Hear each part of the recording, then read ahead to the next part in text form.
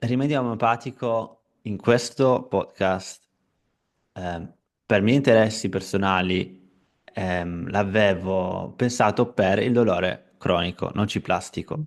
Mhm. Ora, chi sente Ok. questo podcast magari non sa, magari è arrivato oggi, non ci conosce, non ti conosce te, non conosce te, non conosce me. Il dolore nociplastico è un dolore che è relativo a cause non strutturali, ovvero Mm.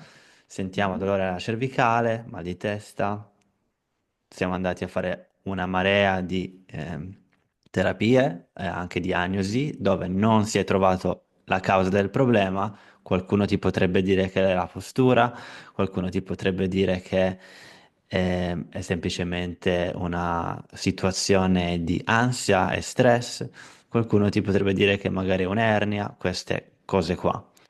Fatto sta